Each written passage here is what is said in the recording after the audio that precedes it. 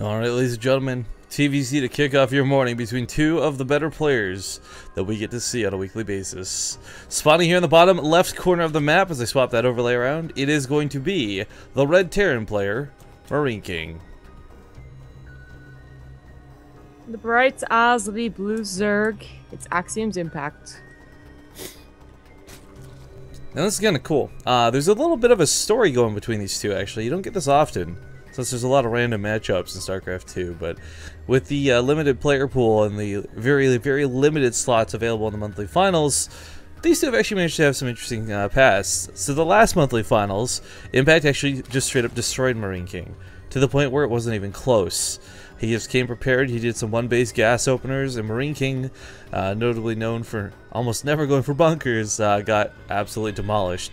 Second time they fight each other, it was a regular OlimoLeague. It's just, you know, your standard best of three, it's the weekly cups. MarineKing actually took out Impact and knocked him out of the tournament.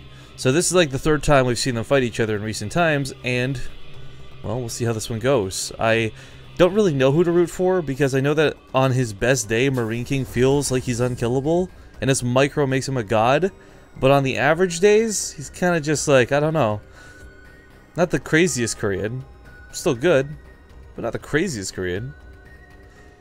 Well, I guess that maybe he was trying to go for cheese on Foxtrot, as it is a hard map otherwise to wall and keep the wall alive. This one has a shorter wall, these spawn positions, but it is much farther away, so good luck repairing it and not losing a lot of mining time. Yeah. But he goes for 14 CC. Now Impact goes for his pool first, but unfortunately CC actually does finish before pool first hits. If you do get the 6 lanes, that is.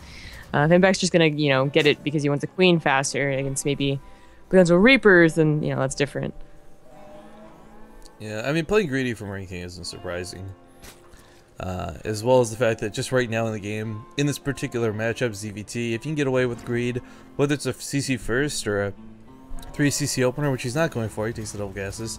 They're just getting that economic lead, getting units out. We always talk about it. It just feels like at some point in the matchup, Terran suddenly has, boom, some supply, and you're like, where did this come from? And a lot of that's the extra money you get from that additional mule. But Impact's gonna see this. He knows his timings quite well. Even if he didn't see the CC for some reason, just seeing the racks finish at this point is a bit odd. Yeah, well, he has to get out of there. And, you know, of course, the Marine's gonna pop out of there. But Overload should make it in time, unless MarineKing makes 2 and lifts. And then technically you'd be able to kill it over that area, whatever you want to call it. Nah, not with the machinery? Lings got this. Yeah, I don't know. What is too. that, like a giant air conditioner? Like, yeah, something like that. I don't know. there's like solar panels on top. There's like an air conditioner on bottom. Yeah, I don't know what that is. It's sustaining the... What's the biodome over here in the back? There's like a single tree. Biodome. That was a terrible movie. Oh, it was a great movie. That's one of those movies that I'm like, yeah, I grew up in the 90s and I'm not super proud of it. It was a very 90s movie. But Hellion's coming out here pretty quick. It's a double factory though, Zombie Grub, so you think it Blue Flame? You think it, or double reactors? No one ever goes Blue Flame anymore. Okay. Sucks balls. Okay. Alright. It's just, I am trying to value the fact that this is going to be for a siege tank, but it's MarineKing, so, you know? Safety? No. I would love if this was actually some sick meta gaming, where he's expecting Impact to come at him with an all-in because he's MarineKing, he never makes a bunker. So instead he goes for like super defensive tanks. I mean, it wouldn't be... It's not an impossible idea, right? Because this is, you know, it's a build, right? It's not like getting an emergency tank when you're going bio and Hellions, where you actually have to mindfully pick up the factory, put on a tech lab, and put it back after you're done. You know, this actually sets yourself up for a mech game, and you should get a 3rd CC rather soon. So, yeah, it's for both. Hey, so I guess for both, right? Isn't that just unfortunate? These 2 links, by the way, okay, I was gonna say, I was wondering if this will get scouted or not.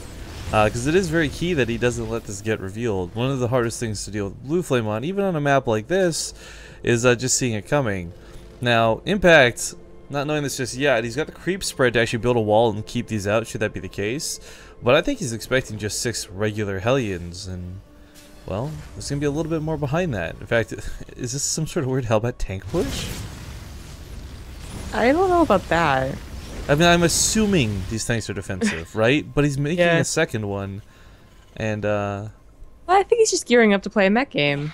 I mean, if it goes any longer without third CC, maybe I'll change my mind, though. Because, obviously, like... that's what I'm worried about, too. That third CC's kind of delayed here. Taking more gases as well. Really going ham on this. I guess it's possible. We saw a lot of good things happen with Gumiho and just, like, oddly timed pushes.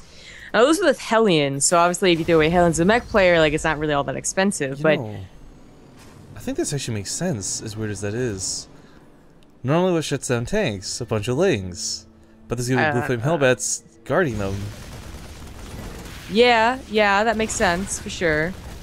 I mean, the push itself getting is a Baneling Nest how you look at it, right? But doesn't really help. That's how you usually deal with early game, well, Hellbats, actually, is getting a Baneling Nest that actually covers... Well...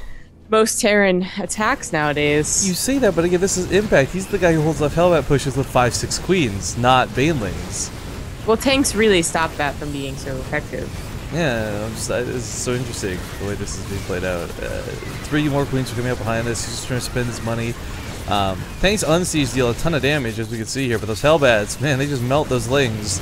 We'll see if they're the buffer necessary to keep these queens down. Lots of transfuses here, though, and a couple Lings do manage to get on top of the tanks, but no siege mode being used. Just kind of like non-stimmable Marauders, I guess? I don't really know. This was a cool push, and it killed the third, so I guess he's got that much for it. But that was a really expensive kill on that third. Yeah, the queens did push it back. All of these had so many transfuses. You could see the tanks actually dealing a lot of DPS on those queens. I'm surprised Impact actually still goes for a Baneling Nest, though. Like, you would think that push would make it obvious they're going for mech. And didn't he scout double factory? He didn't see the second factory. He saw the tanks, though. Yeah, I saw the army. It's just like, okay, you could have figured that one out, but I guess Baneling Nest just in case. Okay, it really irks me that he's not finishing his wall. Like, a lot. Like, I get that you don't want to put a bunker in that, bro, but, you know, just finish it. The immediate Thors, though, I want to applaud this for a moment. Not that Impact was rushing out mutas. The Spire was on the way, though, and so many times we watch mech players, Koreans especially, just fall out of the game. Quick GG timings because there's no anti-air. And when there is, there's usually like one Thor, no turrets. In fact, I don't believe he has an... Oh, he does have an engineering bay, okay. So, could still make a turret or two. But, yeah, mutas are kind of a scary thing to deal with. We learned the ferocity of mutas in their highest extent. 95 of them can crush a mech army once. Yes, once, and barely win the game, or not win the game rather. I know, like seriously, if he had any more gas, I think he would have won that game. We're of course referring to Morrow versus Gosu User, where Gosu User played against mech and sacrificed every single unit. And just go for pure mutas. It's pretty cool. Yeah. Well, Impact doesn't want to be going up to an invitation pit anytime soon, which is probably the most common follow-up, I think, to a muta opener. Mm-hmm. But he was apparently caught a little off guard. Well, actually, no, he actually starts Centrifugal Hooks, so he is going to actually commit to Banelings, even though he knows for sure that it's mech. But I just is he gonna go Roach Baneling against mech? I mean, I guess if you see a Thor Hellbat composition, this makes sense because the Roaches are actually really good against the Thors, and the Banelings will take out those Hellbats. But if there was more tanks involved, I don't think you go for this style. Ooh, yeah. I didn't really think MarineKing would push out like this. I think this is not gonna. Well, we'll see. Let's see if it's coming too soon for Impact. Depots might raise, but there's nothing really to stop this. I guess he's gonna try to repair a bit, I suppose. But Impact, we'll see if he gets drawn home or not. This push out of MarineKing, it doesn't feel that strong. There's not a lot for Impact over here, though. More orbs are on the way, and if you can consolidate, certainly it won't look that strong. But that's the kind of the key thing, is if it can consolidate coming from the third that's way over here and the natural way over there. Well, the Joneses go to the fourth to mine. This game goes up to the main and see what's going on. SVs are being gutted though at this point. MarineKing has not dealt with this at home, so it's... I want to call this a base trade, but it's not like, you know, base trade, yeah! It's like, okay, this is just an awkward push for an awkward push. Impact guts all those SCVs up pretty nicely, and the Mutalisk left to kill the CCs is the problem. Because if he doesn't, MarineKing will just drop a ton of mules and be okay. Oh, big attack though from the roaches getting a lot of the tanks. All of the tanks, in fact. Now, Thor still hit really hard. But they're on the wrong side of this. Oh, well, the Hellbelts are actually on the right side, healing all those drones. Yeah, I don't know. Killing drones... We'll see if that's enough. He still did lose a lot behind this. The roaches, though, might just barely not be enough. These Thors hit pretty darn hard. The transfuses were good, actually. Take all that back. And the meching stylings of MarineKing will be brought to a halt. Back at home, he's sitting on 35 workers still, despite the losses. CC lives, and I think that's probably the biggest deal. Being able to drop those mules to recover. Probably well off with that. Oh well. No, that would make sense. It's okay though, because the lings aren't on the way the roaches are. So I guess it's not an immediate counterattack. Nah, I wish you could have gotten at least somewhat of a wall up. Would have been torn out immediately. Yeah, the Thors are here. Tanks are here. I mean, the roaches shouldn't be able to push up and win. No. Still has to deal with a couple of these mutas. Bit of an annoyance, but mostly all gone at this point. Looking out after that weird exchange. I mean, 42 CVs to 61 drones, actually not too bad. Not with 3 mules. Upgrades are actually pretty good, and the army supply. MarineKing could probably turtle this out. I think he did take the worst end of that trade. I want to say yes as well, but at the same time, I've never really seen a Terran player comfortably take a 4th base on this map. So, I mean, if he is going to turtle this out, it's going to be a really hard game to play. If you can turtle like 4 bases like Deadwing, it's a much different case altogether, but Mutila's hunting down the medevac, and the medevac with a couple Hellbats getting turned around. That roach push earlier, of course, was meant to drive back the 3rd, but that was already done, so mission accomplished before he even got there. But now MarineKing starts moving out, and look at the income. It's not too bad for either player, really. I guess while we got this sort of slow style starting up, guys, just talk a little bit about the OlimoLeague itself. This is, of course, the monthly finals. If it's your first time tuning in and joining us here on the show, this happens every Saturday. This finals was put off a little bit just due to some tournament conflicts and scheduling over the weekend, but normally every Saturday, 5 a.m. Pacific Standard Time, the OlimoLeague airs. The prize pool from this tournament is actually brought to you by you guys, kind of akin to the subscription program on Twitch. The OlimoLeague has a Patreon page, which I'm sure somebody will link as I speak about it, where you can contribute as little as $1 to as much as you want per week. And it really doesn't take much to increase this prize pool, but we're trying to increase the prize pool of the weekly tournament, guys. And if you really want to support Base Trade TV, a good way to do that, seriously, contribute to the OlimoLeague. Like, if you're thinking about spending $5 in a donation to Base Trade TV, I would much rather see you put $1 every week towards the OlimoLeague. Because that will help everybody playing, and us a little bit too. But the Locust waves are coming. Yeah, and Impact still upgrading air tells me that he is planning on a Muta switch way down the line, potentially. He's on comfortably like 4 bases. He's going to start accruing a bank. Actually, just to get Lings. Not going to be too helpful in the actual fight, although he did get Baneling speed. I really don't think that's going to be that helpful now, though. I mean, there's definitely enough tanks for those Baneling to just be ripped apart. Big warm welcome goes to Burr SC. Thank you for that subscription and supporting the channel.